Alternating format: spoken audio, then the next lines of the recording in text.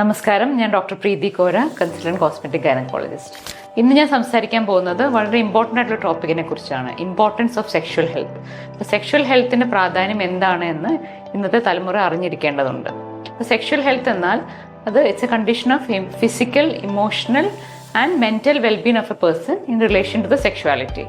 അപ്പോൾ നമുക്ക് overall general വെൽനെസ്സിന് വേണ്ടി സെക്ഷൽ ഹെൽത്ത് മെയിൻറ്റെയിൻ ചെയ്യുക വളരെ പ്രധാനപ്പെട്ട ഒരു കാര്യമാണ്.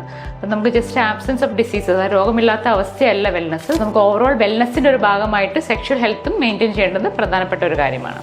ഇനി എന്തുകൊണ്ടാണ് നമ്മൾ അതിൻ്റെ ഇമ്പോർട്ടൻസ് കൊടുക്കേണ്ടത്? സ്ത്രീകൾക്ക് പ്രായമാകുമ്പോൾ പലപ്പോഴും മിഡിൽ ഏജ് എത്തിക്കഴിയുമ്പോൾ അവർക്ക് ഉണ്ടാകുന്ന ചേഞ്ചസ് വളരെ സഡൻ ആണ്. ഹോർമോണൽ ചേഞ്ചസ് മെനോപോസിലേക്ക് എത്തുമ്പോൾ സഡൻ ഡ്രോപ്പ് ഓഫ് ഹോർമോൺസ് ഉണ്ടാകും. അപ്പോൾ അങ്ങനെ ഹോർമോൺ ചേഞ്ചസ് ഉണ്ടാകുമ്പോൾ പൊതുവെ സ്ത്രീകൾക്ക് സെക്ഷൽ ഡിസയേഴ്സും അതുപോലെ തന്നെ ഉത്തേജന ശേഷിയും ലൈംഗികതയോടുള്ള താല്പര്യം എല്ലാം കുറയും. പക്ഷേ പുരുഷന്മാർക്ക് എപ്പോഴും സ്റ്റഡി ഹോർമോൺ ലെവൽസ് ആയതുകൊണ്ട്, പ്രത്യേകിച്ച് ടെസ്റ്റോസ്റ്റെറോൺ ത്രൂ ഔട്ട് മെയിൻറ്റെയിൻ ചെയ്തുകൊണ്ട് അവർക്ക് മരിക്കുന്നിടം വരെ ഒരേ സെക്ഷൽ ഡിസയേഴ്സ് ആയിരിക്കും ഉണ്ടാവുക.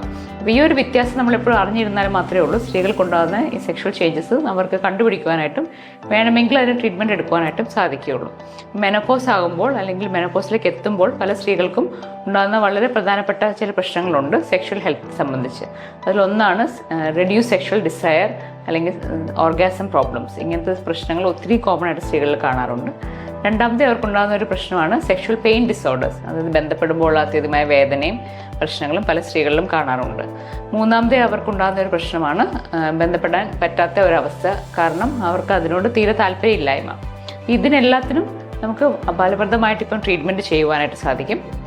നിങ്ങൾ ഒരു നല്ല കോസ്മെറ്റിക് ഗൈനക്കോളജിസ്റ്റിനെ കാണുകയാണെങ്കിൽ ഈ കണ്ടീഷൻസിനെല്ലാം നമുക്ക് ട്രീറ്റ്മെൻറ്റ് അവൈലബിൾ ആണ്. ഫസ്റ്റ് ഇതിന് വേണ്ടി നമുക്ക് ഹോർമോൺ ട്രീറ്റ്മെൻറ്റ് എടുക്കാൻ പറ്റും. പിന്നെ നോൺ ഹോർമോണലായിട്ടുള്ള ടാബ്ലറ്റ്സുകളുണ്ട്, സെക്ഷൽ ഡിസയർ കൂട്ടുന്ന ടാബ്ലറ്റ്സ് ഉണ്ട്. പിന്നെ വളരെ ഫലപ്രദമായിട്ട് ഉപയോഗിക്കുന്ന ടെസ്റ്റോസ്റ്റെറോൺ പാച്ചസ് ഉണ്ട്, നമ്മൾ സ്കിന്നിൽ ഒട്ടിച്ച് വയ്ക്കുന്ന പാച്ചാണ്. അത് വയ്ക്കുമ്പോഴും പലപ്പോഴും ഇങ്ങനത്തെ കണ്ടീഷൻസൊക്കെ ഇമ്പ്രൂവ്മെൻറ്റ് വരും. ഇപ്പോൾ ജെനിൽ അപ്ലൈ ചെയ്യുന്ന ക്രീംസ് ഉണ്ട്. ഇപ്പോൾ ഏറ്റവും പുതിയതായിട്ട് വന്നതാണ് എനർജി ബേസ്ഡ് ഡിവൈസസ്. ഇപ്പം ജെറ്റ് പ്ലാസ്മ തെറാപ്പി അല്ലെങ്കിൽ ലേസർ ട്രീറ്റ്മെൻറ്റ്, ഇതുപോലെയുള്ള ട്രീറ്റ്മെൻറ്റിൽ കൂടെ നമുക്ക് വജാനയുടെ ഉള്ളിലോട്ട് ലോക്കലായിട്ട് മാത്രം ട്രീറ്റ്മെൻറ്റ് ചെയ്തുകൊണ്ട് സെക്ഷൽ ഡിസയേഴ്സും അതുപോലെ തന്നെ ബന്ധപ്പെടുമ്പോൾ വേദനയുടെ അവസ്ഥയും എല്ലാം ഫലപ്രദമായിട്ട് നമുക്ക് ചികിത്സിക്കുവാനായിട്ട് സാധിക്കും.